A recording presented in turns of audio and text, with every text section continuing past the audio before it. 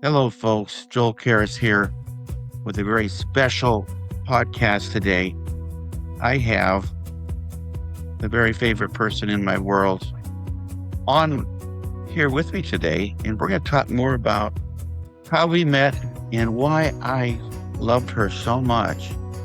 And we just think that God's going to use this. I'm going to bring her in right now. Well, that's one of the reasons why I love you so much. Hey, I got my fingernails done today. Look.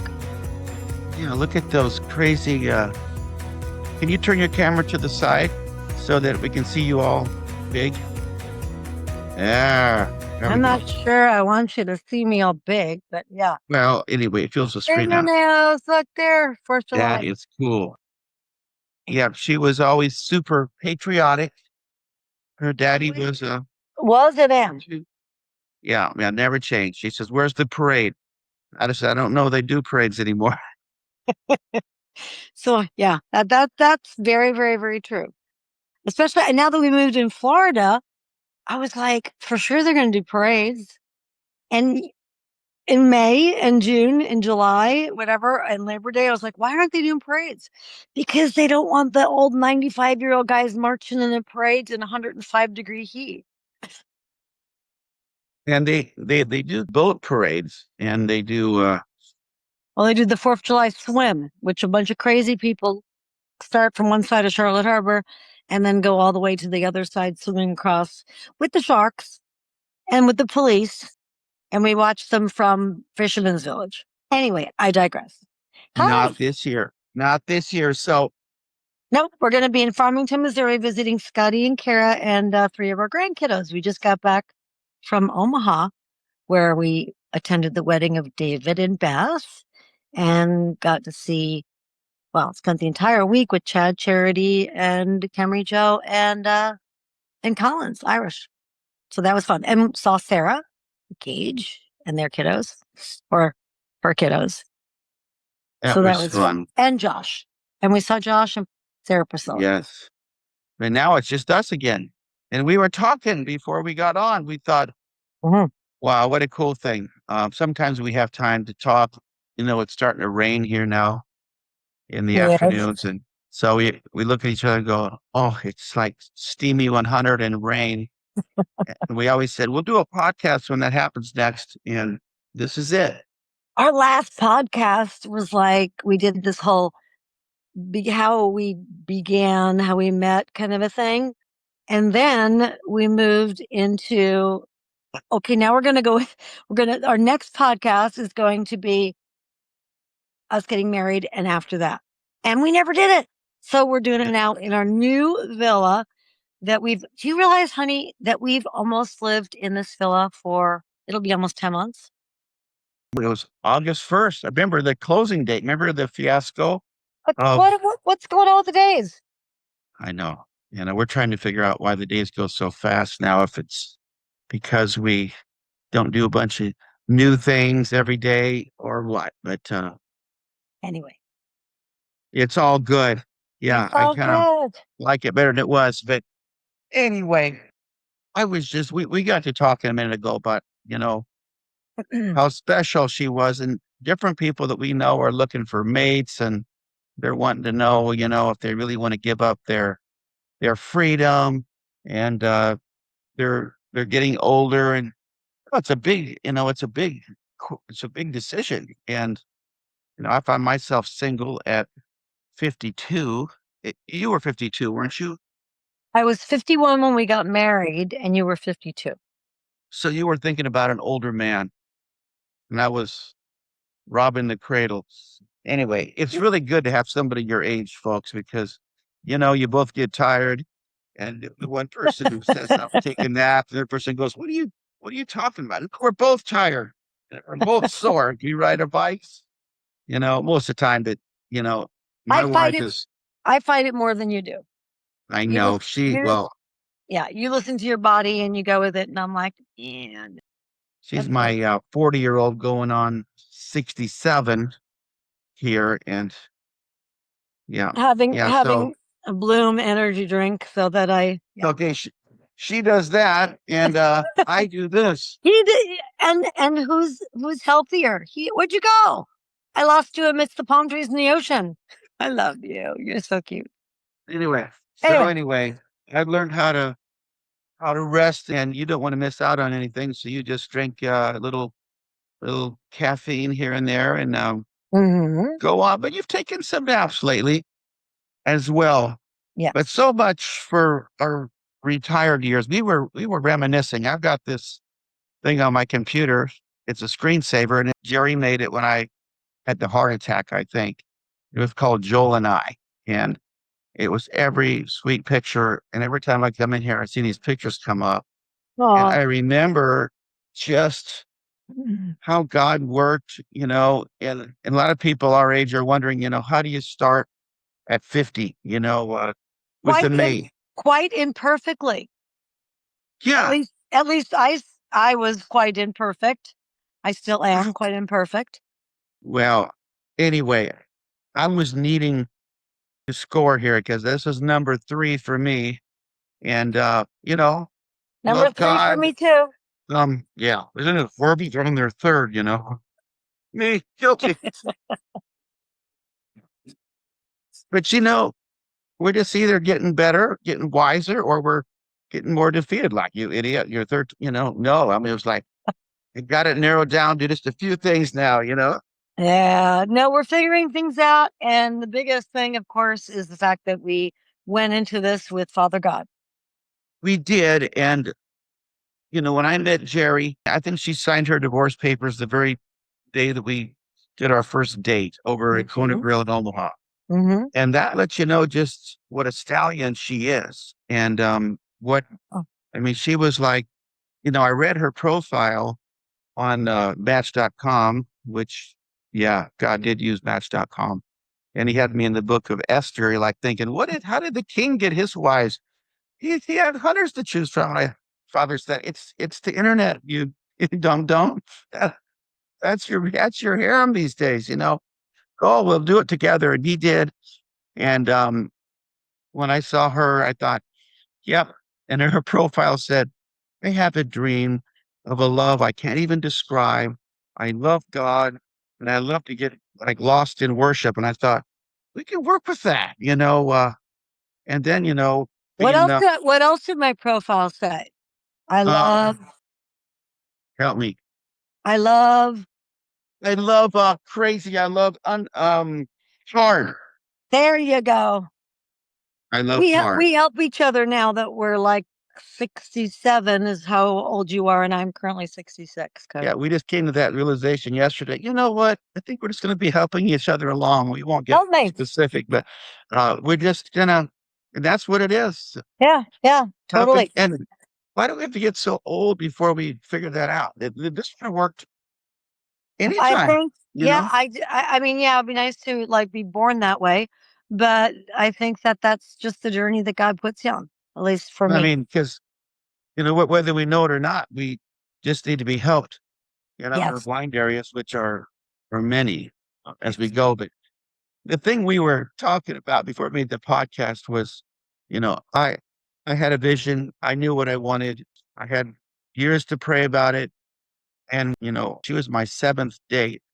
I knew what I was looking for. And I thought, God, give me a woman that revs my motor and that loves you and that I can just love finally do it right instead of having misplaced. I always put that wasn't sports, it wasn't the motorcycle. No, it was the needs, it was ministry over the hmm wife, and works hmm the same way. That's work, that the work of the ministry is not your relationship with God. hmm It's the work, it's God, your prayer time, your intimacy, then your intimacy with your wife, and then it's the kids, if you got kids, and then it's the ministry. The poor Yes. you have always. The needy will always be there and they will drain you, but you might not always have your wife there. Your bone of your bone, flesh of your flesh person who gives up her name to follow you, you know. It's the Yes. first thing to follow your sorry self. I think And our so I last just, podcast, I think our last podcast, we finished off on our whole entire dating thing. So we're supposed to pick up where our, when we were just getting ready to get married and got married. yeah, we kind of do a little dive here. We were just talking about that, and we're going to get more honest this time. And we decided Oh, that, wait, hang on. That infers that we weren't more honest last time. I was well, this very is, honest last time and you were honest. But yeah, I have no problem being brutally honest about my um let's just say, yeah, my need for you and for God and my need to feel unconditional love. And you know, the patient man that you were. Patient, patient, patient. So for those of you who don't know, which most of you probably do, because I think I've shared it with a lot of people, um, after my previous husband had left, I hadn't drank any alcohol in 15 years. As soon as he had left, I began drinking. And I mean, I'm talking nasty binge drinking. Like we lost our house. I lost my family, my older son with my three grandkids, I think at the time. Were moving. My youngest son was in college. In any event, I lost my house, the house that my kids grew up in. That was just so terribly sad. And again, these are I, I hesitate sometimes because I don't want it to sound like there's a great excuse for these things, but this is the truth. That's just where I was at, and I really just was checking out.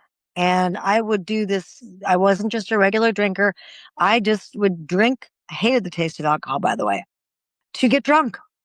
So when I met Joel, he had no idea because, okay, so my divorce was finalized August 17th. And prior to that, my husband and I, my previous husband and I had split up. He left, I think, on Mother's Day in 2011. So there's only a couple months between May and August when we first had our date. But on our first date, I was totally sober. And so were you. yeah, and at first sight, I mean, I was like, I came to the restaurant there, and that's where Charlie was. Remember, I named all my little friends Charlie. He was an eel in this huge tank and We still have a Charlie. amazing. Yeah, alligators are Charlie. But anyway, I saw Charlie and then looked in the booth and saw her, and I thought, wow, 50, really? How about 30? Anyway, I was Anyway, so impressed. And, she just signed her divorce papers, and that I didn't, afternoon, yep, that afternoon, but we yeah. left, and, you know, obviously Gerri was pretty worn out from what she went through, and now this is going on. And, we Mhm. walked out of the parking lot. She thought that I was kind of done with the night. I was going, man, I'm just getting started. Let's walk across the bridge. We weren't, we weren't communicating very well. And, anyway, Well, I think there was some strange presence of some other, yeah, people in the yeah, room. probably. But in any event, all that to say, so kind of like for most of the people we talked about in the last podcast, for most of the people that watched that, we talked about our dating period. So fast forward up until next Tuesday. Tuesday is June 30th. Guess what Yeah, day that is? What day is that? that's our anniversary, love. How many years? 14. 14. 14 years of being married, and this August it'll be 15 years of knowing you. So, Yeah, 15 years from yeah, yeah. that date. But Hmm. anyway, you know, it's something God told me about. She didn't know that I knew that she was A little bit. binge drinking.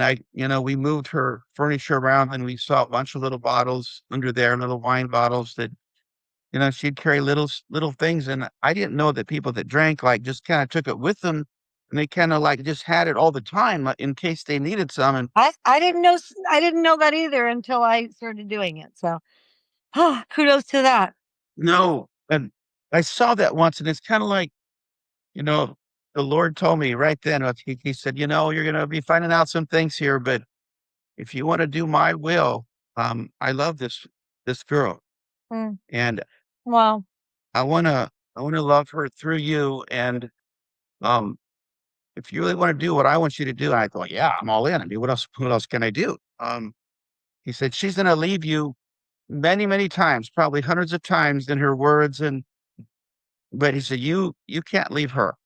You just stay right there like I would.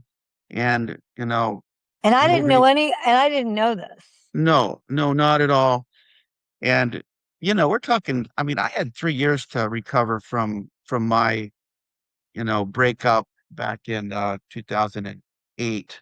Right. And Yeah. I didn't have very many months of Oh no, you processing. just signed your divorce papers. You were right. Well, And let's see. so Right. And May, June, July. So that was 3 months. Yeah, 3 months after the breakup and the day of, yes, that's right. So I didn't have a whole lot of time to process the rejection and the loss, the loss of the family unit and all that kind of stuff. And unfortunately, there were so many other ways I should have handled it, coulda, woulda, shoulda. Um, but we're here to talk about the truth, the reality. I did choose this path. It was a familiar path from my father's experience when I was growing up. So I had some past reasons or people in my life who showed me that the way to deal with really terrible things was to drink. So in any event, I remember oh gosh, it was you and Tyson and his friend moved me out of my apartment and into your house. It was like a week before we were going to get married, right? And that was when you guys found like all these little bottles of wine in trash cans in Lord knows where. I whatever. I don't even remember because I do also remember I was drinking that particular weekend. And so anyway, I was very traumatized about moving again. And long story short about that part was the next day I said to you, because it was like 5 days before we were going to get married, we had gotten our permit to get married. And we were sitting in the Suzuki and we were both wearing cowboy hats, and I don't know why, but I do remember that. And had fun. That's all we thought. yeah, we Cowboy were just today. having fun. And I was totally sober. I was not drinking at the time. Hello, goodbye. Anyway, I uh I said to Joel, I said, look, I don't know if you know what you're getting yourself into. I suspect you do. I said, but I need to just totally come clean with everything from my mouth to your ears. Because I did not, because you were and are such an amazingly good man and an amazing husband. Plus, even if you weren't, I wanted to be honest. I mean, I'm not going to walk into a marriage and be dishonest. So I said, look, I've got this problem. I said, I've been drinking. This is how I'm dealing with the rejection that I've been feeling. Rather than going to God, I went this direction. That was unfortunately bad for a lot of different reasons, not just for you, but for my family, my kids, my grandkids. So that's a whole nother podcast and a half. So I told you this, and what'd you say to me? I mean, I thought to myself, oh, he was going to say, oh, let me pray about it and get back to you. And what'd you say? No, no, I want to marry you. Yeah. I'm like, are you sure you want to marry me? I'm like, look, I remember you used to say, you know, you're such, you've been a Christian longer than me. And, I just don't know if we're equally yoked together. And, if we can talk the Bible together, right. because I don't know as much. And I remember what I said. I said, all this really means is that I have a much greater responsibility to love you unconditionally. That's all this means. It doesn't mean that And that's what was so key is because I had never really I've always been a great performer from the standpoint of I was raised that based on my performance, how well I did at my jobs, how well I did at my house, how well I did in school, um, how well I did in gymnastics, all the things was how much more I would be loved or how I'd be loved, period. So I was raised in a very conditional, loving family where my parents both, God bless them, they're both deceased. I love them. They did the best they possibly could. but they both were conditional loving people with each other. So I didn't have a healthy idea of a good, healthy marriage. Um, and they were also very much, like, I love you when you behave a certain way or prove yourself. So there was that. And then once I started getting into corporate America and got my career going on and all those things, I found that, the more I performed, the more I was promoted, all those kinds of things. So everything was really performance based rather than unconditional love. I never really saw or knew what unconditional love was. And I actually never did until I met you. And I found that out mostly when we did get married 5 days later on June 30th, 2012, in a nursing home with, with a wedding party of like, let's see, four girls, four gals. We got Sarah, Charity and Sarah, two girls that we don't even know who the heck they were because they were friends of Tyson and Tyler's. Tyler, Scott his was friend, there. Scott was Tyson, his oldest son from right, first marriage. right. Josh was your best man. Was that right? I Josh was think there, so. your best man. Tyson was there. Tyler, and then Scott, my youngest son, was there. Michael was not. He was still in Colorado. In any event, and our audience was my parents, my stepdad, and my mother, my mom and Mill on one side, and on the other side it was your mom and your dad. So it was really kind of funny, and we had an amazing friend, Jim Schiefelbein. God bless him. God bless him. An amazingly anointed, talented, gifted photographer like I've never seen. And I mean, I've been around a lot in terms of photography and many, many marketing types of things. He was phenomenal.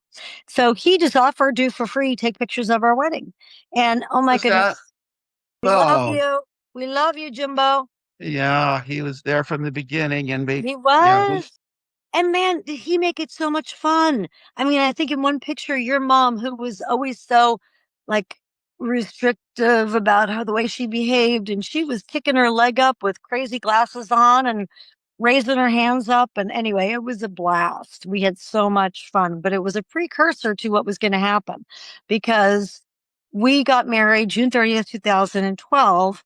And the following year, in January 2013, my stepdad of 17 years, Mill, he passed away. He got sick, passed away. Okay, my mom became a widow.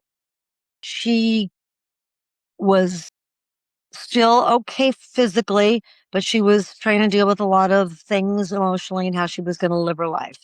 During that period of single, during that time period, also, too, I think it was like only a month later that your dad in February started kind of acting weird. And we found out that he had a brain tumor. So there was that. And hey, then, Lovey, yep, this is going to time out. We're going to tell everybody that at 40 minutes, it's going to time out. We're going to restart. it's been So 40 minutes. almost. So anyway, just we'll Sorry. be back in a second when it happens. But yeah, go ahead. I wanted to show you that I did get But, some wedding pictures oh, wait, we here. got to back it up, back it up. So back it up a little Yeah. bit. Yeah, and the only shame of that is that the dress I wore there was the dress I've worn in a previous marriage. So we need to redo our vows because I want better pictures. Jim, It was we a need you to practice come and dress. yeah. Well, it was a great blessing that I wore it with you because yeah. Anyway, how much longer do we have before this Well, time's it'll up? cut us off abruptly here. I've got a couple pictures Oh, it's crazy. of like the grandparents that the Jim kids. had us do, first it was just all the very, our pastor Joe Lappy, right? Yes, Your friend he, who really insists. he That's was why the we ended up. chaplain at the nursing He home. was a chaplain at the nursing home, which was why we ended up getting married in a nursing home. Okay, here's the wedding party. Right. So my mom, dad, stepdad on the left, your mom and dad on the right. Yeah, it keeps going fading in and out of whatever your Okay, I background see is. that. Yeah, let me. There it is. There it There's is. the- Yeah, we got and there's Scott on the left side. Yep, and Charity and Sarah and Josh and Tyson. Anyway, all the guys. and they were all Jim, alive just for I mean, Yep. they were all in good health just so we could get married. And then we started to say goodbye Yeah. one after the other. It Yeah. was just It's like a crazy. boom, boom, boom, boom. And all of a sudden we're at the top of the stack, Well, you know? and the irony of it, fasting forward, is without the details. My mother ended up having a stroke, and so I'm like feeding my mother in the nursing home, and you're feeding your father in the nursing Yeah. out in Elkhorn, and I'm down at like 72nd at CHI or whatever the heck it was, 72nd Street in North Omaha. So we had no idea how pivotal that decision to get married in a rest home was going to be, or how pivotal. Hey, babe, I've got 15 seconds here. So, All right. folks, we're going to get cut off here. We're coming right back. Take a little potty break, and Zoom's going to cut us off. We'll come right back and go on from this point. Bye. God bless you. This is fun, honey. I'll be right back.